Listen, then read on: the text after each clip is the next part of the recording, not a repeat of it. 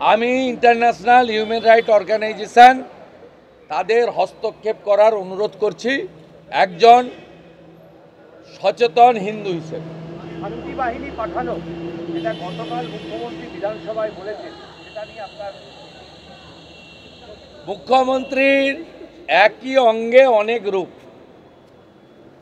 তিনি এখানে হিন্দুরা ঐক্যবদ্ধ হচ্ছেন। কাল যেভাবে পেট্রোপোলে কোনো ব্যবস্থা ছাড়াই হাজার হাজার হিন্দু বেরিয়ে এসেছেন, তাতে মুখ্যমন্ত্রী এর আগে যেমন মুসলিমদের ভয় পেতেন, এখন হিন্দুদের ভয় পাচ্ছেন। তাই তিনি এই কথাগুলো বলে উনার সঙ্গে যে কয়েক পার্সেন্ট হিন্দু আছে তাদের রক্ষা করার একটা মরিয়া এবং শেষ চেষ্টা করছেন। শুনুন, অভিক দে, বিরূপাক্ষ বিশ্বাস, তাদের বিরুদ্ধে শাস্তির কথা বলা হয়েছিল, এখন আবার মেডিকেল কাউন্সিলে তাদের ফিরিয়ে নেওয়া হলো প্রতিবাদে। ডাক্তারি পড়ুয়ারা অবস্থানে না, এখানে তো কোনো অসুবিধা নেই। এখানে চুরি ডাকাতি জেল জরিমানা হলেও তো থাকা যায়। তো মানিক ভট্টাচার্যকে দেখি এখানে আসে, আমি তো দেখি দোকান কাটারা এখানে আসে নির্লজ্জ। পার্থ হয়তো জামিন পেয়ে মন্ত্রিসভায়ও যোগ দিয়ে দেবে, সমস্যা নেই তো। গতকাল মুখ্যমন্ত্রী একটা আপনার নাম না করেই মুখ্যমন্ত্রী দাবি করেছেন আপনি বেশ করেছে। দেশ আগে ভারতের পতাকায় যে পা দিয়েছে, খাওয়ার বন্ধ কেন? অনেক কিছু বন্ধ করে দেবো। খাওয়ার বন্ধ কেন? অনেক কিছু করব। দেশ আগে। মুখ্যমন্ত্রী দেশের মর্ম বোঝেন না বলে এই ধরনের কথা। আমার বাড়ির বিপিন অধিকারী স্বাধীনতা আন্দোলনে 8 বছর জেলে ছিল। এই মুখ্যমন্ত্রীর কোনো পারিবারিক পাবেন না যিনি স্বাধীনতা আন্দোলনে গেছেন। উনি তার ফিলিং পাবেন কি করে? আমার মা বরিশাল থেকে এসছে 60 সালে, উনার ফিলিং থাকবে কেন? আমার ফিলিং আছে। আমি অত্যাচার জানি। দেশের পতাকাকে যারা পা দিয়েছে, খাওয়ার বন্ধ কেন? আমি তো চিকিৎসা বন্ধের দাবি করেছি। হিন্দুর যদি বাচ্চা হয় এদেরকে তাড়াবো এখান থেকে। রোহিঙ্গাদের পরিষ্কার কথা, একটা ডাকে 1 লক্ষ পালিয়েছে। বেনাপোলে যান, লাইন দিয়ে পালিয়েছে। কালকে যাওয়ার আগে পালিয়েছে। নিউ মার্কেটের হোটেলে যান, একটাও নেই, মশামাছি তাড়াচ্ছে। শ্যামলী পরিবহনে যান, একটা সিটে লোক নেই। 50টা হিন্দু সংগঠন আগামী পরশু বেলা 2টায় রানী রাসমণিতে জমায়েত ডাকছে। সাধু সন্ত সমাজ পশ্চিমবাংলার হিন্দুদের 2টোর সময় ধ্বজ আর জাতীয় পতাকা নিয়ে রানী রাসমণিতে আসার আবেদন করব।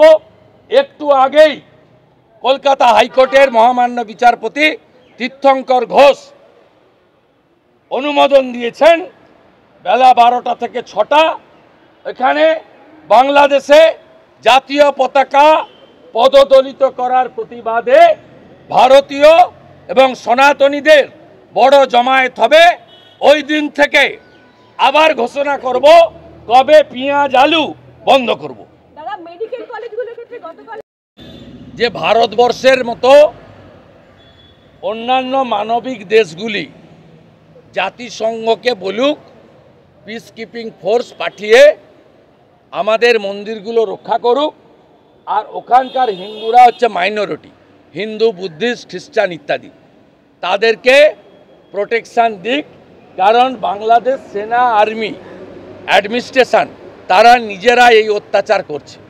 কোনো রাজনৈতিক দল বা ধর্মীয় সংগঠন নয়, সরকার নিজে ইনভলভ, আর্মি পুলিশ নিজে ইনভলভ।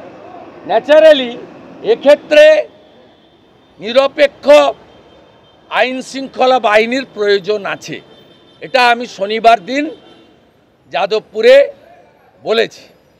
এবং আজকে সম্মানীয় বিকাশ ভট্টাচার্য মহোদয়, সিনিয়র এবং রিনাউন্ড অ্যাডভোকেট, রাজ্যসভার মেম্বার, আমার বক্তব্যের একটা কাউন্টারও পেলাম।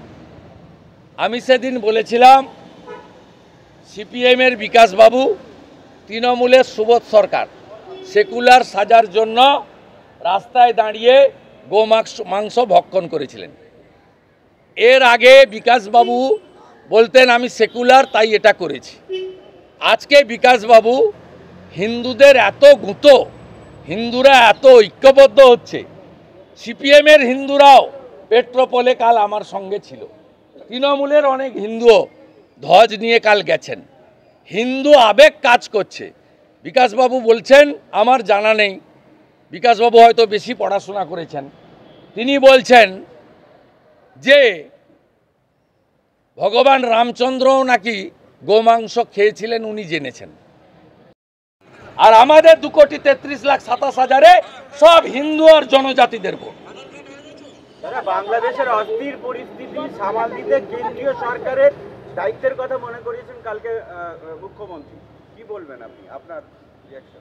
মুখ্যমন্ত্রী আগে এনআরআই মেডিকেল স্ক্যাম সামলান। এনআরআই মেডিকেল স্ক্যাম 100 কোটি টাকায় 17 সাল থেকে মেডিকেলের কোটা বিক্রি হয়েছে। আজকে ইডি 20 জায়গায় রেড করছে। এটা আগে সামলান মুখ্যমন্ত্রী। তারপরে এই যে আরেকটা রোহিঙ্গা মেমারিতে থাকে, ডানকুনিতে কাজ করে।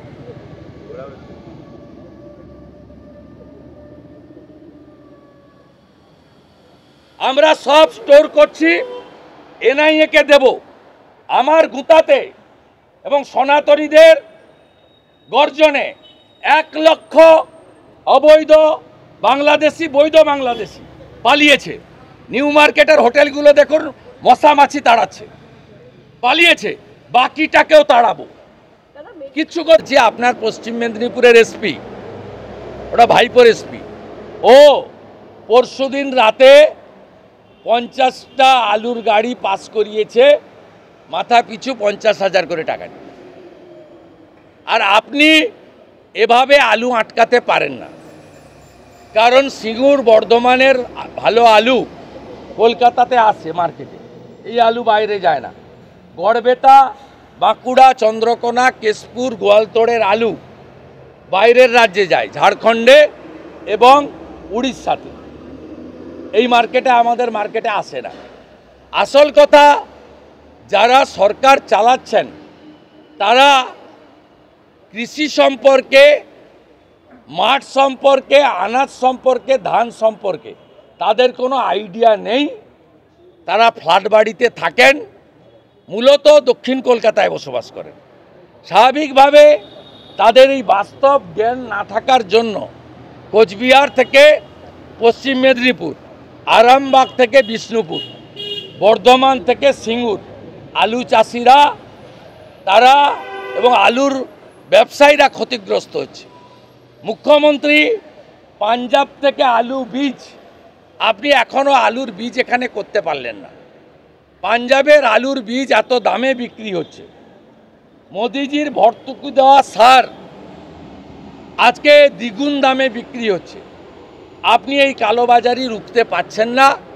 উল্টো দিকে আলু চাষি, আলু ব্যবসায়ী, আলু আড়তদার, আলু পাইকার, এদের অর্থনৈতিকভাবে ক্ষতিগ্রস্ত করছেন। এটা আপনার অভিজ্ঞতা না থাকার জন্য হচ্ছে।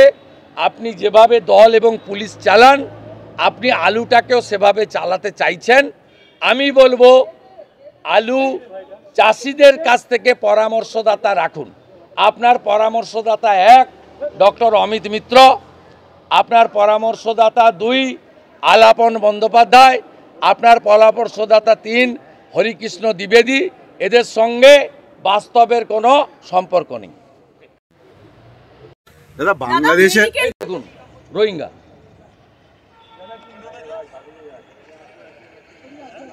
হাওড়াতে বলো ভিসা নিয়ে ঢুকেছিলাম, এখন আর ভিসা নেই। কত রোহিঙ্গা নেবেন?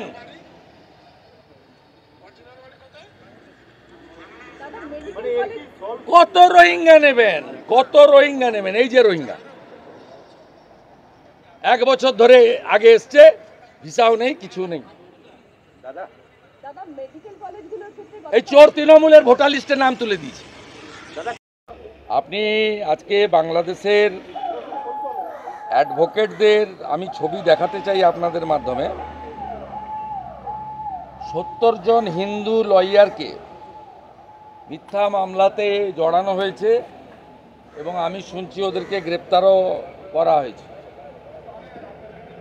এই ছবিটা আপনি দেখুন, ওনার যিনি প্রধান লয়ার রমেন রয়, তাকে জামাতের লোকেরা, উগ্র মৌলবাদীরা, তারা কিভাবে মেরেছে আপনি ছবিটা দেখুন। একটা বয়স্ক সিনিয়র লয়ার, আপনি দেখুন আজকে যার দাঁড়ানোর কথা ছিল রিগান আচার্য, যুবক অ্যাডভোকেট, তাকে কিভাবে মেরেছে দেখুন। এটা সম্পূর্ণভাবে মানবাধিকার লঙ্ঘিত হয়েছে। ইন্টারন্যাশনাল হিউম্যান রাইট অর্গানাইজেশনগুলির হস্তক্ষেপ করা উচিত এবং ইসকনের পক্ষ থেকে যারা গোটা পৃথিবীব্যাপী ছড়িয়ে আছেন তাদের ভয়ঙ্করভাবে রিয়্যাক্ট করা উচিত যে বাংলাদেশে হামাস, আইএস, তালিবানের থেকেও খারাপ একটি জঙ্গিবাদ ওখানে কাজ করছে। সন্ন্যাসীদের, লয়ারদেরকে প্রায় মৃত্যু মুখে ফেলা হচ্ছে, নইলে গ্রেপ্তার করা হচ্ছে। আমরা আরও তীব্র করব আমাদের অবরোধ, বয়কট আন্দোলন এবং গোটা পৃথিবীর হিন্দুদের সময় হয়েছে রাজনীতির রং ভুলে ঐক্যবদ্ধ হওয়া। শুনানি পিছিয়ে যায়নি। আমি দুটো ছবি দেখালাম।